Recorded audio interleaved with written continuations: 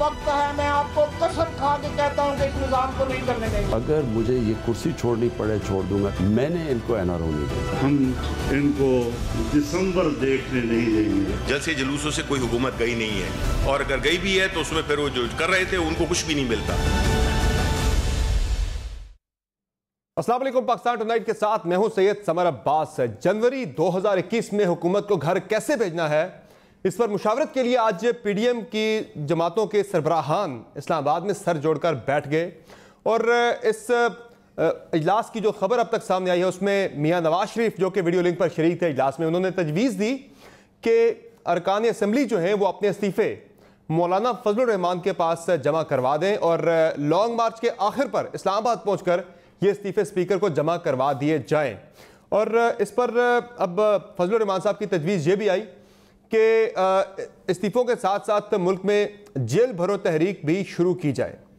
अब जो भी है, इस पर वज़ीर आज़म दूसरी तरफ कह रहे हैं कि मैं अपोजिशन से ज़्यादा पुरएतमाद हूँ, और उनका ये भी कहना है कि अगर किसी ने इस्तीफ़े दिए तो वो ज़िमनी इलेक्शन करवा देंगे। और इसके साथ साथ उनका ये भी कहना है प्राइम मिनिस्टर का कि अपोजिशन से बात करने को मैं तैयार हूँ, लेकिन एनआरओ नहीं दूंगा किसी सूरत में भी।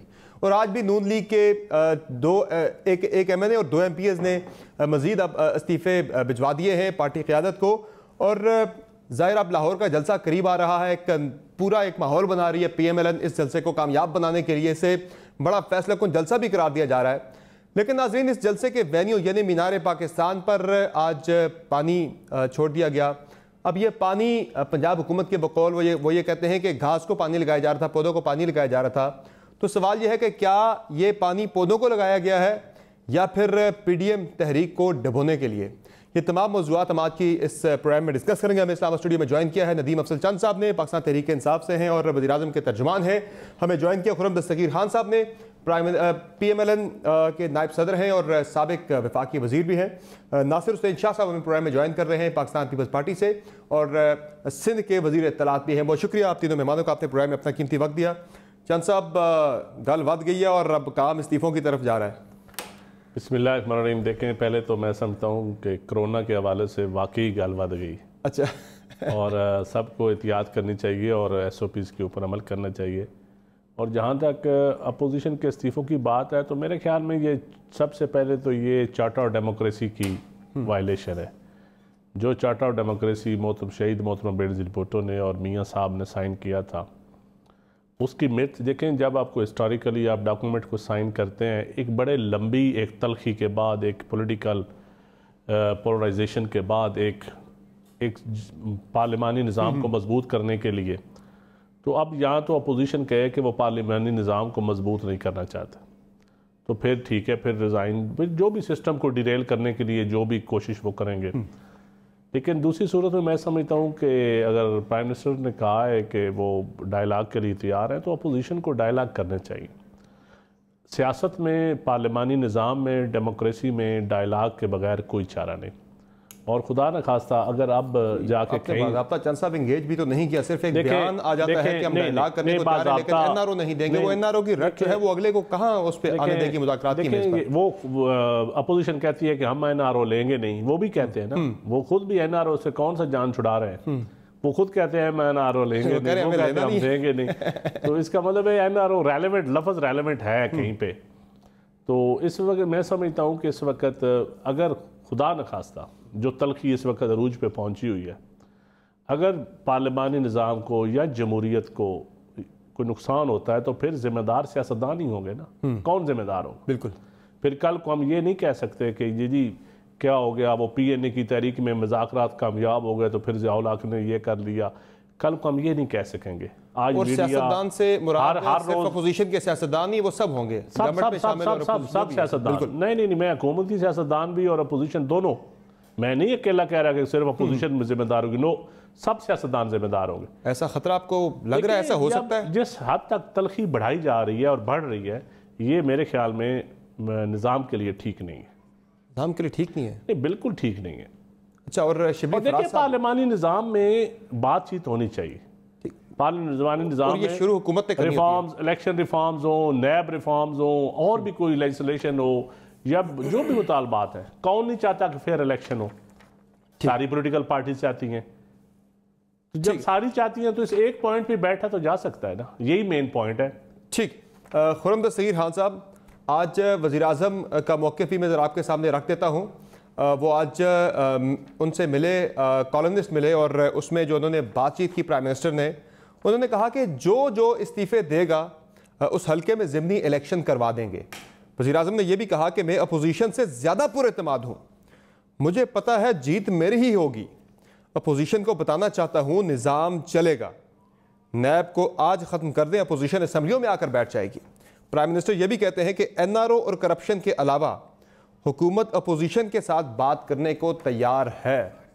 और ये जो बात अभी कर रहे थे नदीम अफजल चंद साहब, वो कह रहे हैं कि सिस्टम को ख़तरा लाहक हो सकता है, और अगर सिस्टम को कोई ख़तरा लाहक हुआ तो उसके ज़िम्मेदार सियासतदान होंगे, सिर्फ अपोजिशन नहीं बल्कि हुकूमत में बैठे तमाम सियासतदान इसके ज़िम्मेदार होंगे। आपको भी ऐसा ख़तरा कोई महसूस हो रहा? और शिबली फराज साहब इस पे बहरहाल वो भी ऐसे ही हवाला दे रहे थे आज। जरा जी खुर्रम साहब, हमारी तो जद्दोजहद जो है PDM की, उसका मकसद ही ये है कि ऐसा सिस्टम हो जिसको फिर खतरा, जिसे आप कह रहे हैं, वो लाहक होना खत्म हो जाए। 73 साल हो गए हैं, या तो खतरा हम पर कब्जा कर लेता है, या फिर जब अगर इलेक्शन के जरिए हुकूमतें आते भी हैं तो उन्हें खतरे की घंटी जो है वो हमेशा सुनाई देती है। मुस्लिम लीग नून को तो 4 साल सुनाई दी, अपने पहले जो 5 साल की गवर्नमेंट थी अभी। तो इसी खतरे की घंटी को अपने आईनी जो उसका रोल है उस तक महदूद करने के लिए तो सारी PDM की तहरीक चल रही है। क्योंकि हमने पहले दिन से कहा है कि इमरान खान साहब की हुकूमत तो बहुत हद तक बेमानी है, और वजीर आजम की कुर्सी जो है उस पर इमरान खान साहब ने हलफ तो उठाया हुआ है, लेकिन वो कुर्सी खाली पड़ी है। क्योंकि जब भी अहम मामलात आते हैं उस कुर्सी पर कोई बैठा नहीं होता। बालाकोट का मामला आया, उस कुर्सी पर कोई नहीं बैठता। कश्मीर का मामला आया पिछले साल, उस पर कोई नहीं बैठता। FATF का मामला आया, उस पर कोई नहीं बैठा हुआ था। अभी गिलगित बल्तिस्तान का इशू हुआ, कोई नहीं बैठा हुआ। अभी जब मुज़ाकरात की बात होनी है तो कोई नहीं बैठा हुआ। तो वज़ीर आज़म की तो कुर्सी अमलन खाली पड़ी है। वो बयानात जरूर देते हैं, वो काबीना के इजलास की सदारत भी करते हैं, लेकिन जो संजीदा और गंभीर मामलात हैं उसमें वो खुद ये कहते हैं कि मुझे इल्म नहीं है। मुझे इल्म नहीं होता कि इस्लामाबाद के वस्त से जर्नलिस्ट को और SP को कौन उठा कर ले जाता है। मुझे इल्म नहीं होता कि जी मुल्क में गंदम शॉर्ट है या नहीं है, और मुझे बाद में पता चलता है। मुझे इल्म नहीं होता कि रुपए की कीमत कैसे गिर गई है। तो एक अनजान और मफरूर और मफलूज वज़ीर आज़म हमारे साथ मौजूद है, हम किससे बात करें? उन्हें एक बात का इल्म है प्राइम मिनिस्टर को, और वो ये बात है, वो कहते हैं जहां जहां से किसी ने इस्तीफा दिया मैं वहां पे ज़िमनी इलेक्शन करवा दूंगा, हाल ही नहीं रहने दूंगा मैं सीटें। जी, सीटें खाली तो नहीं रहेंगी, लेकिन जब अगर 156 अरकान कौमी असम्बली इस्तीफा देंगे और इतनी ही तादाद जो है उससे ज्यादा कोई 176 के करीब मेंबरान सूबाई असम्बली इस्तीफा देंगे पंजाब से, और जब पीपल्स पार्टी सिंध से असम्बली से इस्तीफा देती है जहां उनकी एक अक्सरियत मौजूद है, लग नहीं रहा वैसे फिर वो तो सिंध से दें।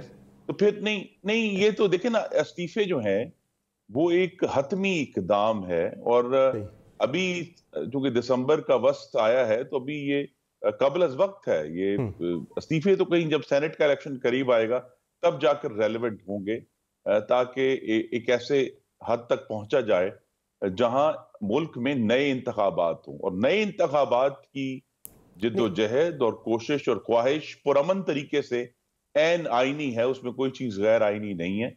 तो वज़ीर आज़म को पहले तो जो अपनी नालायकी का बोझ है वो इस कौम के कंधों से उतारना है। कौम अब इस महंगाई के जरिए जिसने उनसे गले काट दिए हैं, अब ये बोझ नहीं उठा खुर्रम साहब, ये जो दावे आ रहे हैं, मुख्तलिफ जो टाइमलाइन हम देख रहे हैं इस तहरीक के अंदर के कब क्या होने जा रहा है।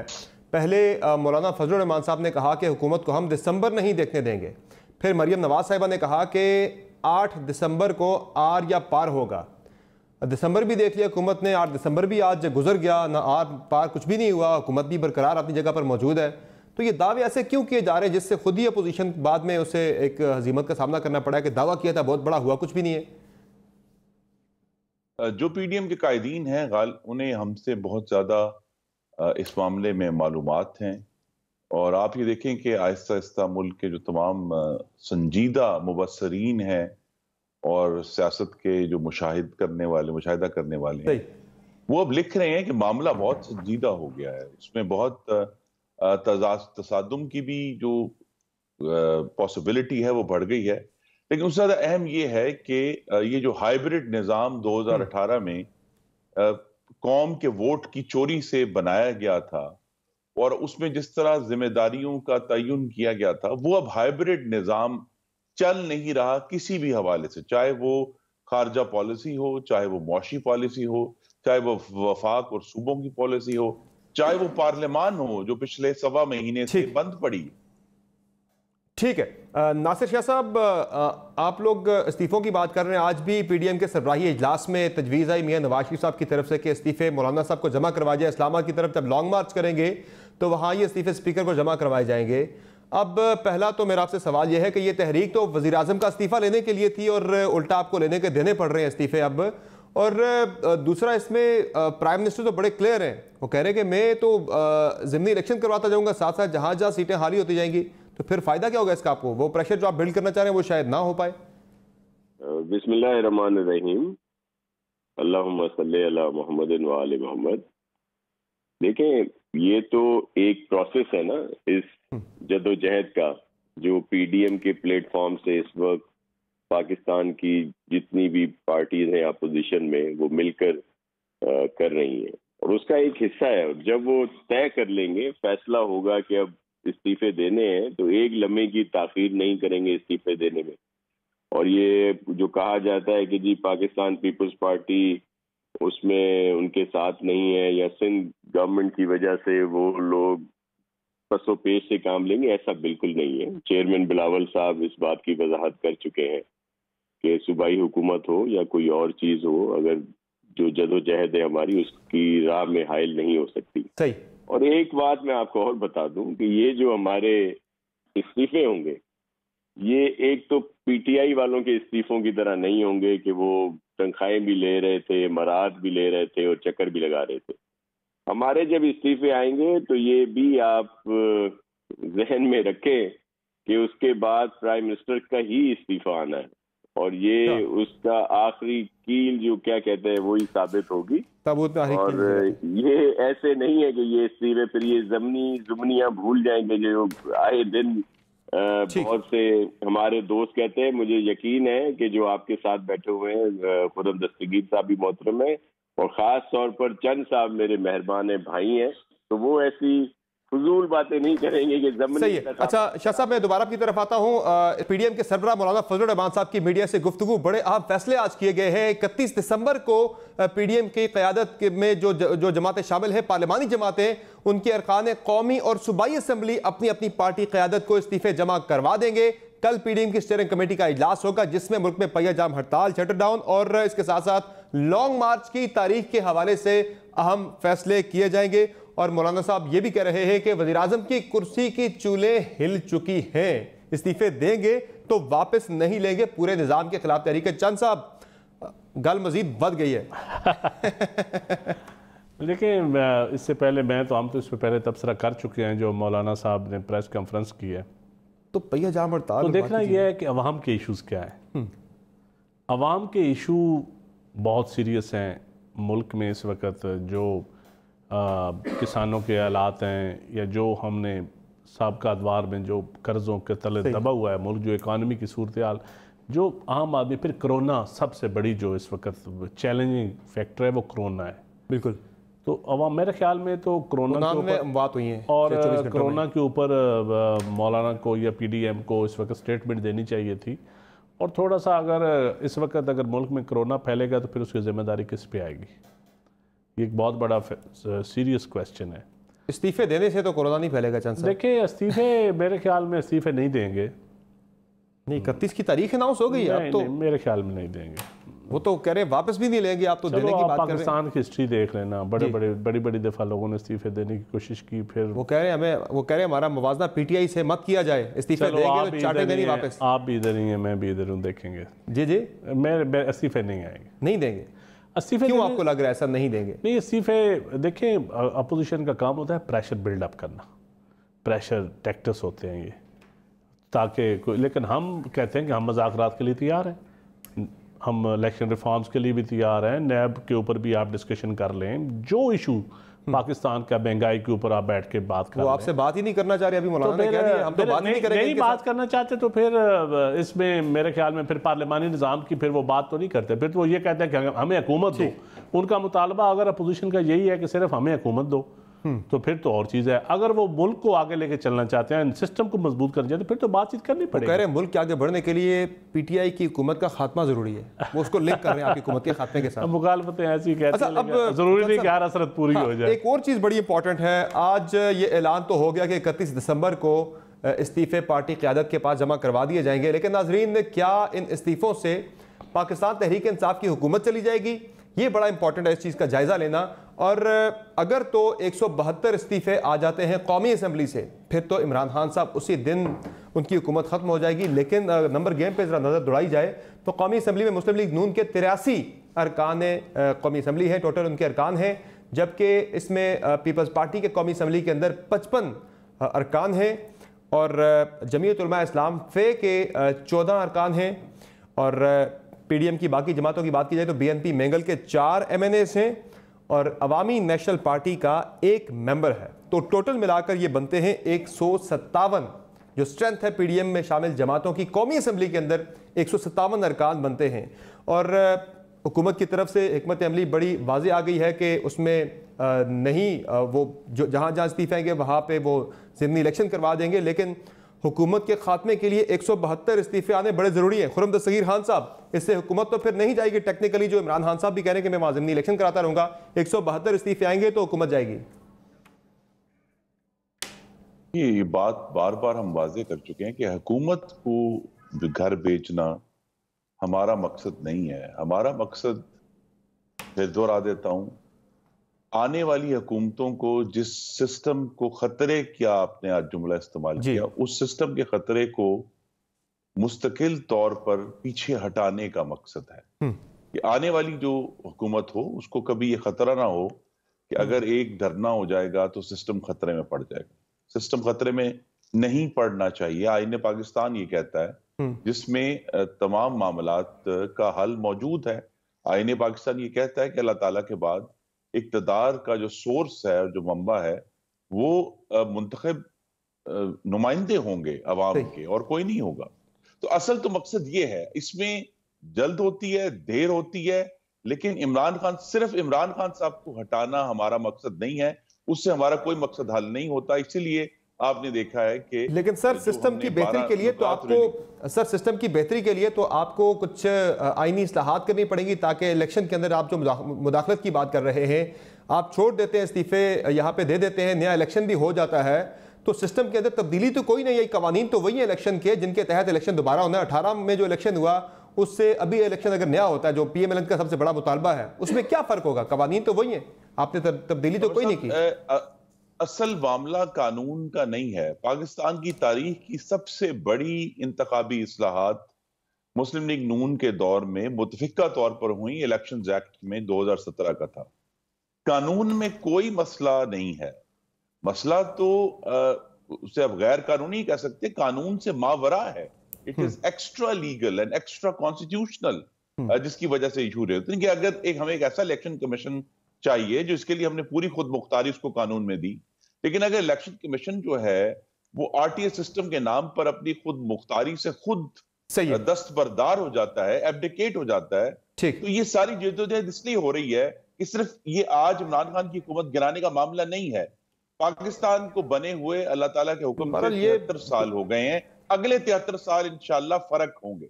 ठीक है, नासिर हुसैन शाह साहब, जो आज डेट आ गई है 31 दिसंबर की, तो फिर आप कजाम लिखते हैं साथ वज़ीर इत्तलात सिंध, फिर ये 1 महीने की आपकी रह गई है वजारत, उसके बाद फिर आप लोग सब कुछ छोड़ छाड़ के आ रहे हैं इस्लामाबाद की तरफ हुकूमत गिराने के लिए। जी बिल्कुल, जो लीडरशिप का फैसला होगा, जो चेयरमैन बिलावल भुट्टो जरदारी साहब का फैसला होगा, उस पर मेनो अन अमल करेंगे और ये वजारतें उसके लिए कोई हैसियत नहीं रखती।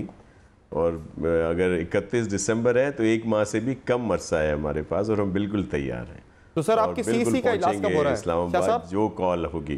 क्या साहब आपकी पीपल्स पार्टी के सीईसी का इजलास कब हो रहा है? चूंकि बिलावल साहब ने मेरे इंटरव्यू में ये कहा था कि सीईसी से मंजूरी लेगी पाकिस्तान पीपल्स पार्टी, फिर इस्तीफों की तरफ जाएगी। अब तो ऐलान भी हो गया, 31 की तारीख भी आ गई है। जी बिल्कुल।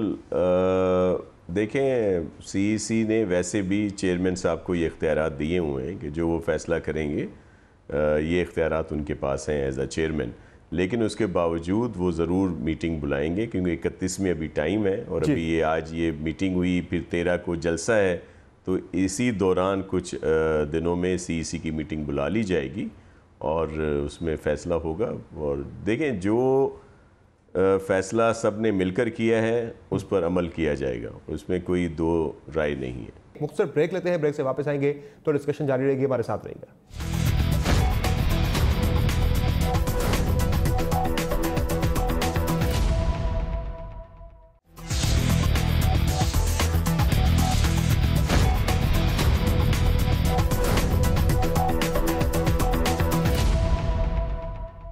वेलकम बैक टू नाज़रीन। पीडीएम की तरफ से बड़ा वाज़ेह ऐलान आ चुका है कि 31 दिसंबर को तमाम पार्लिमानी जमातें अपने अपने इस्तीफ़े अरकान कौमी और सूबाई असम्बली के पार्टी क़यादत के पास जमा करवा देंगी और कल स्टीयरिंग कमेटी फैसला करेगी कि पहिया जाम और शटडाउन के हवाले से और लॉन्ग मार्च की डेट भी डिसाइड की जाएगी। और ज़ाहिर है हमारा सवाल तो यही है कि इस्तीफ़ा वज़ीर-ए-आज़म का लेने आना था, अब यहाँ पे इस्तीफ़े अपोजिशन देने की बात कर रही है, लेकिन लाहौर का जलसा है जिसके वाले से बड़ी बात हो रही है कि बड़ा ज़बरदस्त जलसा करने जा रही है पीडीएम वहाँ पे और इसे एक फैसला कुन जलसा करार दिया जा रहा है जो कि 13 तारीख को होना है।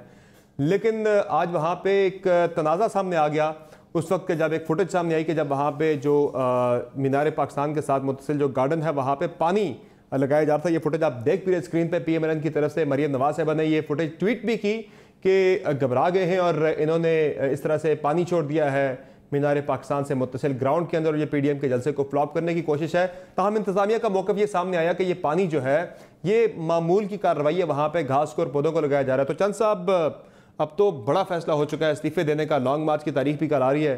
ये पानी जो है ये पौधों को ही लगाया गया था या फिर पीडीएम की तारीख को डुबोने के लिए? नहीं, पानी जलसे को नाकाम बनाने के लिए।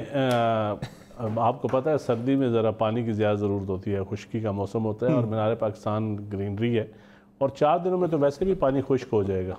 लेकिन वैसे एक और चीज़ 4 दिनों में पानी का खुद, लेकिन मेरे ख्याल में अपोजिशन खुद चाहती है कि मीनार पाकिस्तान पे वो जलसा ना करे, कहीं बाहर दादा दरबार के सामने या किसी चौक में कर ले। ये मौका आप भी दे रहे हैं, पानी ना लगाते 2 दिन बाद ऐसी बारिश होनी थी।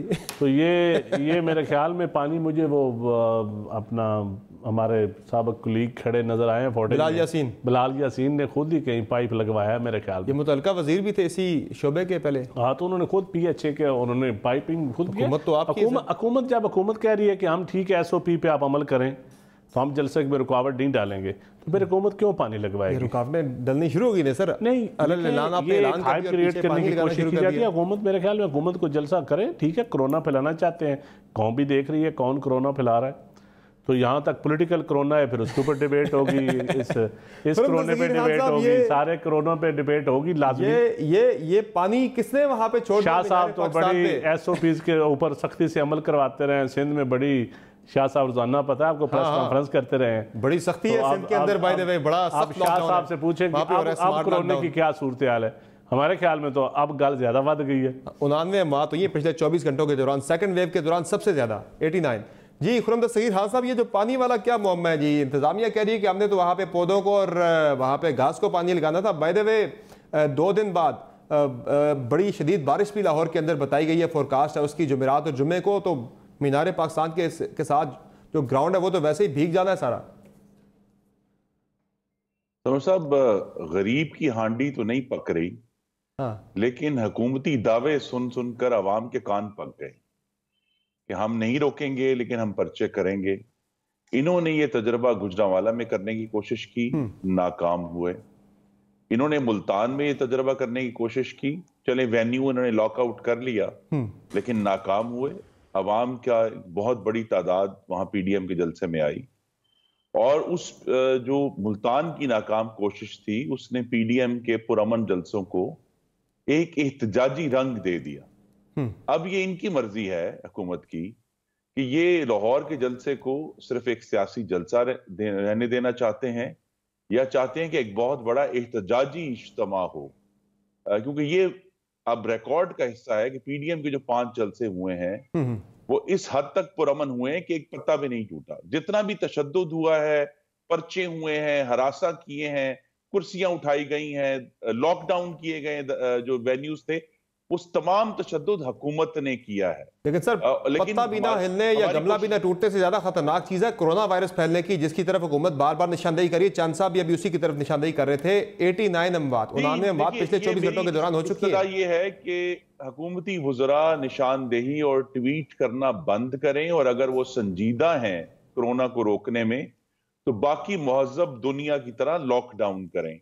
आप करोड़ों पाकिस्तानियों को रोजाना बाजारों में, मंडियों में, मार्केटों में, शॉपिंग मॉल्स में, ब्यूटी पार्लरों में, शादी हॉलों में तो भेज रहे हैं, वहां नहीं कोरोना फैल रहा। कोरोना सिर्फ जो है जहां पीडीएम का जलसा होता है कि जी गुजरांवाला में है तो कोविड के पर्चे यहां होना शुरू हो गए, मुल्तान गया तो पंजाब। सर ये हकीकत तो है, फैलता तो है, वहां भी फैलता है यहाँ भी फैलता है सर, इसमें कोरोना देखता तो नहीं है कि मैं कह रहा हूं कि वो हुकूमत जो हर रोज करोड़ों पाकिस्तानियों को बाजारों में भेजकर, मार्केटों में भेजकर, इंडस्ट्रियल सेक्टर्स में भेजकर, कंस्ट्रक्शन साइट्स पर भेजकर कोरोना फैलने का खतरा मुंह ले रही है, उसको फिर ये जलसे की इजाजत भी देनी चाहिए। अगर तो रोकना है, सही है, तमाम इज्तिमात को मुल्क के तमाम हिस्सों में रोके ना जी, ताकि यहां जो है जो बड़े शहर है वो ये नहीं हो सकता कि सिर्फ एक जलसे से कोरोना फैल जाए। अगर ये भी याद रखने की बात है समझ साहब, आखिरी जो आपके पास कि जिस शहर से आप प्रोग्राम कर रहे हैं वहां कोई सियासी इज्तिमा नहीं हुआ, लेकिन मुल्क भर में जो गालिबन सबसे मखदूश सूरत हाल है वो दारुल खिलाफा इस्लामाबाद की है कोरोना के हवाले से। और ये जो हाकिमियत का जनाजा, पॉजिटिविटी की रेशो यहाँ पे कम होकर 4 पे आई है सर, कम हुई है। लाहौर के अंदर 10 पे चली गई है बढ़ के। वो इसीलिए कि इस्लामाबाद में इन्होंने मुख्तलिफ जगहों पर लॉकडाउन किए हैं। लॉकडाउन करेंगे तो पॉजिटिविटी, अच्छा मुकम्मल लॉकडाउन करती है, अगर हुकूमत मुकम्मल लॉकडाउन करती है, मुकम्मल वाला लॉकडाउन, सख्त वाला, तो आप फिर उसकी पाबंदी करेंगे या फिर उसको भी इस्तेमाल करेंगे जेल भरो तहरीक के सूरत में? दफा 144 लग गई है, चले गिरफ्तारियां देते जेल भरते, या पाबंदी होगी? जी अगर हुकूमत मुकम्मल लॉकडाउन करती है तो पीडीएम जरूर इसके ऊपर सोच विचार करेगी, लेकिन जब तक, क्योंकि इमरान खान साहब बार बार ये कहते हैं कि जी बाकी तो महज़ब दुनिया को फॉलो करना है, लेकिन जब कोरोना का मामला आया तो अमेरिका को फॉलो किया जहां 2.5 लाख अमवात हो चुकी हैं, उन्होंने लॉकडाउन नहीं किया था, उनको उसकी कीमत देनी पड़ी। और ये ऐसी हुकूमत है जिसने हाकिमियत का जनाजा निकाल दिया है। ठीक है, जनाजे के पांव नहीं होते, कंधा देना पड़ता है, और अब कंधे देने के लिए लोग कम रह गए। ठीक है नासिर शाह साहब, आज सिंध के अंदर भी हम सुन रहे थे आपकी प्रेस कॉन्फ्रेंस कराची में कि जहां बात हो रही थी कोरोना वायरस को भी जोड़ा जा रहा था नैब के साथ, कि ये कोरोना ना हुआ नैब ही होगा जो सिर्फ अपोजिशन के जलसों में आया, अपोजिशन के पीछे ही आएगा। हालांकि आप तो वहां पे बड़ी जबरदस्त वहां पे हम देख रहे हैं कि इकदाम उठाए जा रहे हैं कोरोना SOPs पर अमल दरामद के हवाले से, कि मार्केटें जो है जो वक्त से ज़्यादा खोलते हैं उन्हें सील किया जाता है, स्मार्ट लॉकडाउन भी किए जा रहे हैं, लेकिन इस मामले पे आपकी पॉलिसी ज़रा मुख्तलिफ है, जो आपकी इंतज़ामी पॉलिसी है उससे। देखें, ये हकीकत है कि कोविड के लिहाज से एहतियाती तदाबीर इख्तियार करनी है और मास्क का और दीगर ज़रूर उसको फॉलो करना है, लेकिन सारी जो लोग हैं वो ये समझते हैं कि ये जो सिलेक्टेड 18 है ये कोविड-19 से ज़्यादा ख़तरनाक है, मुल्क के लिए भी, लोगों के लिए भी, आवाम के लिए भी, कि आज आदमी का जीना जो है वो बड़ा मुहाल हुआ है। 2 वक्त की रोटी बड़ी मुश्किल से उसको मिल रही है, रोटी खा रहा है तो दवाइयाँ नहीं है, दवाइयाँ कर पा रहा है तो बच्चों की फ़ीस नहीं है, बिल नहीं दे सकता गैस के, बिजली के। तो इनकी गलत पॉलिसियों से जान छुड़ाने के लिए ये रिस्क लिया जा सकता है। दूसरा, मैंने वो जो बात की जिसकी आपने बात की वो इस पैराए में की कि अगर गिलगित बल्तिस्तान में जलसे करने हों वुज़रा को, वफाकी वुज़रा को, तो वो ठीक है। प्राइम मिनिस्टर साहब ने भी 2 जलसे किए इसी रेशो के साथ। ये जो आज परसेंटेज है कोविड की मुख्तलिफ शहरों में, यही थी उस वक्त, तो उस वक्त तो ठीक था। तो मैं सिर्फ ये कहा कि जिस तरह अब कहा जा रहा है तो कोविड भी क्या, कोरोना भी सिर्फ अपोजिशन के जलसों के लिए है, जैसे नैब जो है वो सिर्फ अपोजिशन के लिए है और हुकूमती लोगों के लिए नहीं है। तो मैंने कहा कोरोना ना हो गया, नैब हो गया ये। सिर्फ अपोजिशन के जलसों में ही आना है उसने। जैसा बात यह है कि आपके इक़दाम वहाँ पे आप सख्त कर रहे हैं, इंतजामी इक़दाम, लेकिन वो आपकी सियासी पॉलिसी से बिल्कुल मुख्तलिफ है। उसके बावजूद कराची के अंदर जो पॉजिटिविटी की रेशो है, केसेस मस्बत आने की शरह, वो 21.8% तक पहुंच चुकी है। सबसे ज़्यादा आपका कराची मुतासिर हो रहा है, और वजह उसकी मेरे ख्याल से यही है कि जब आपकी पॉलिटिकल मैसेजिंग जो है वो बड़ी नेगेटिव है। इंतजामी इक़दाम आप जितने मर्जी कर लें, लेकिन जब आप पॉलिटिकली कहेंगे कि कोरोना कोई इतना बड़ा मसला नहीं है, खुद जलसों में जाएंगे, वहाँ लोगों पर लॉकडाउन करेंगे, तो फिर लोग भी सीरियस नहीं लेंगे उसको ना।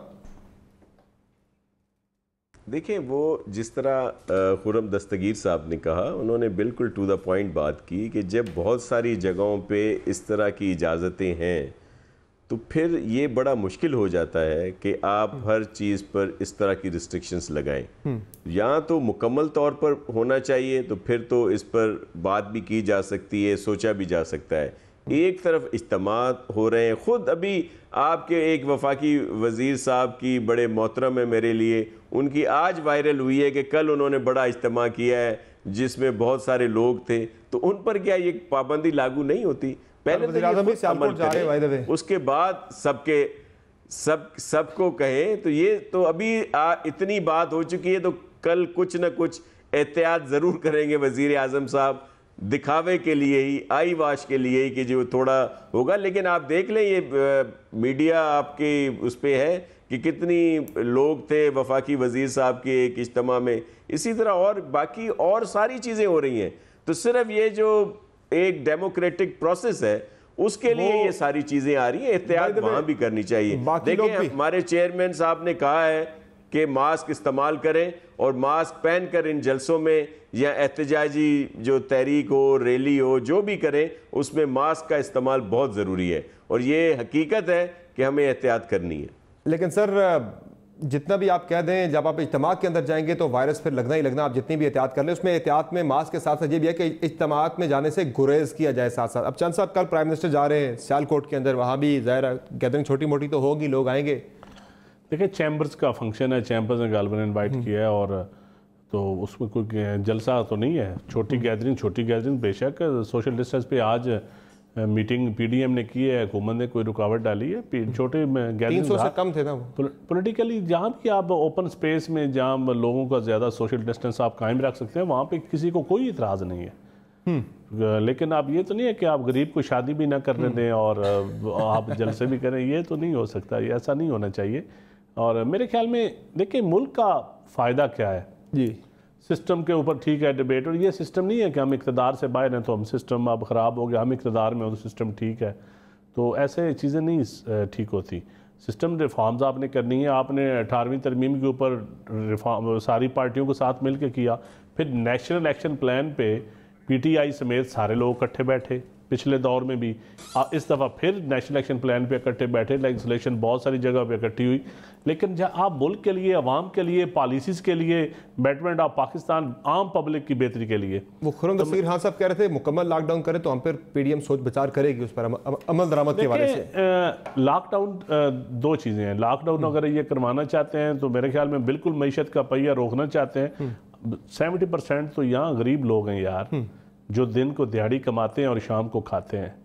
तो आप किसी तरीके से ही लॉकडाउन भी, यहाँ सॉफ्ट लॉकडाउन ही हो सकता है। सही। दूसरा, लॉकडाउन हमारा ना कामयाब, देहातों में तो बिल्कुल पहले भी हमने किया है, कहाँ कामयाब हुआ है? लाहौर का जलसा ना शाह साहब बैठे हैं, रूरल सिंध में भी नहीं हुआ, पंजाब में भी नहीं हुआ, केपीके में भी नहीं है, रूरल सिंध में कहीं भी, पूरे किसी सूबे में भी रूरल में, देहातों में नहीं कामयाब हुआ, ना आइंदा हो सकता है।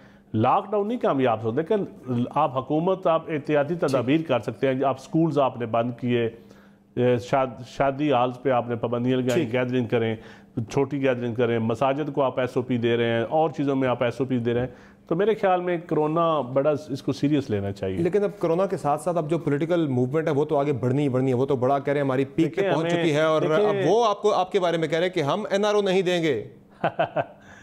देखिए समर भाई, इधर आजम भी कह रहे हैं मैं एनआरओ नहीं दूंगा, अपोजिशन कह रही है मैं कहता हूं कि एनआरओ नहीं देंगे। ये पॉलिटिकल जमातों का हक होता है अपने आप को जिंदा रखने के लिए, जुलूस निकालना, जलसे करना, एक तहरीक चलाना, क्या। और देखें क्या एजेंडा क्या है, इलेक्शन रिफॉर्म्स एजेंडा है, आप बैठ के लेजिस्लेशन करें, नैब रिफॉर्म्स एजेंडा है, बैठ के लेजिस्लेशन करें, और एजेंडा क्या है?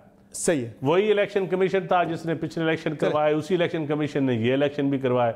या तो आप मान लें कि पिछले इलेक्शन भी सारे ठीक नहीं थे, तो इस इलेक्शन के ऊपर भी आप क्वेश्चन उठाए। लेकिन जब आप इक़्तिदार में आ जाए तो वो ठीक, और जब हार जाएं तो फिर गलत। ये नहीं होता। ये फिर अब इस्लाहात करनी पड़ेगी। मुझे एक मुसर ब्रेक लेनी है, ब्रेक से वापस आएंगे तो एक शिबली फराज साहब ने बात की थी, हमने प्रोग्राम जहाँ से शुरू किया था कि खतरात क्या हो सकते हैं, बातों की ब्रेक के बाद हमारे साथ।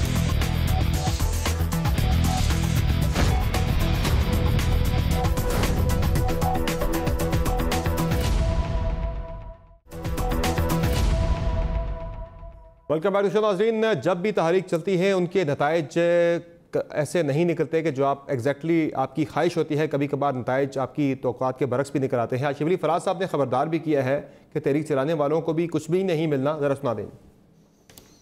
ये सियासी पनागुज़ीन है, जलसे जुलूसों से कोई हुकूमत गई नहीं है, और अगर गई भी है तो उसमें फिर वो जो कर रहे थे उनको कुछ भी नहीं मिलता।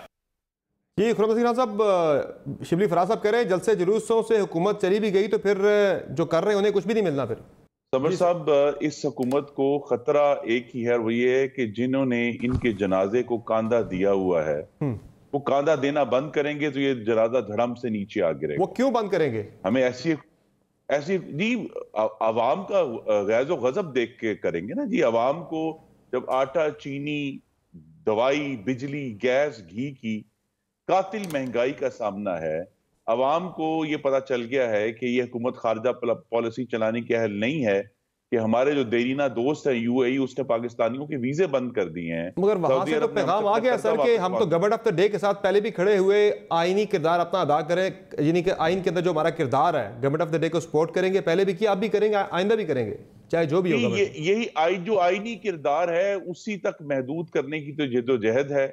और इस हुकूमत, एज आई सेड, सिर्फ इस हुकूमत को गिराने से या इमरान खान साहब को वजारत उज़्मा से हटाने से पीडीएम का कोई मकसद हल नहीं होता।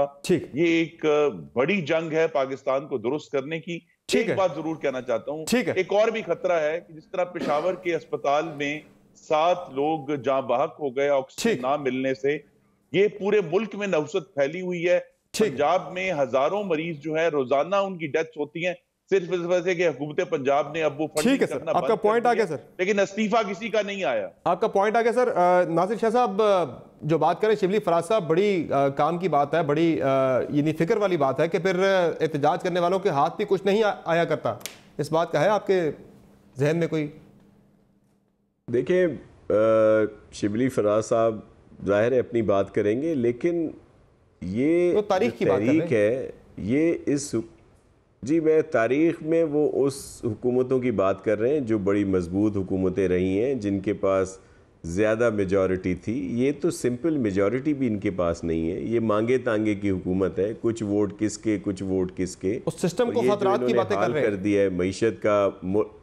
देखिए, सिस्टम को ख़तरा नहीं होगा, इसकी वजह ये है कि जब इनके लोग ही छोड़ जाएंगे, इनके एलाइज छोड़ जाएंगे, तो इनकी हुकूमत ने वैसे ही जाना है। और फिर अगर सिस्टम को भी ख़तरा होता है तो पाकिस्तान पीपल्स पार्टी जमहूरियत को बचाने के लिए बिल्कुल सफ़े अव्वल में आपको नज़र आएगी। ऐसा कोई सिलसिला नहीं है कि चाहे पीडीएम की तहरीक से दस्तबरदारी इख्तियार करनी पड़े, फिर भी हटेंगे, कर गुजरेंगे सिस्टम बचाने के लिए। देखिए, जमहूरियत को बचाने के लिए हम देखें, आपको याद होगा कि जब नून लीग पर वक्त आया था, नून लीग ने कौन सा हमारे साथ अच्छे चले थे, सिस्टम को डिरेल नहीं होने देगी। अच्छा, इत्मीनान है आपको इस बात पे? ये एक बड़ा खुशाइंद बात है। शुक्रिया शाह साहब, यानी कि मामला इंशाल्लाह सुलझ जाएंगे। हाँ, डिवाइड एंड रूल। इस अच्छे नोट पे आप प्रोग्राम खत्म। ठीक है, चलो इसी नोट पे प्रोग्राम खत्म करते हैं कि चंद साहब भी कह रहे हैं इसका मतलब है कि सिस्टम डिरेल नहीं होगा अगर पीपल्स पार्टी साथ खड़ी होगी, और देखते हैं क्या होता है आगे। तमाम मेहमानों का शुक्रिया, आपने प्रोग्राम में ज्वाइन किया। इजाज़त दीजिए, अल्लाह हाफ़िज़।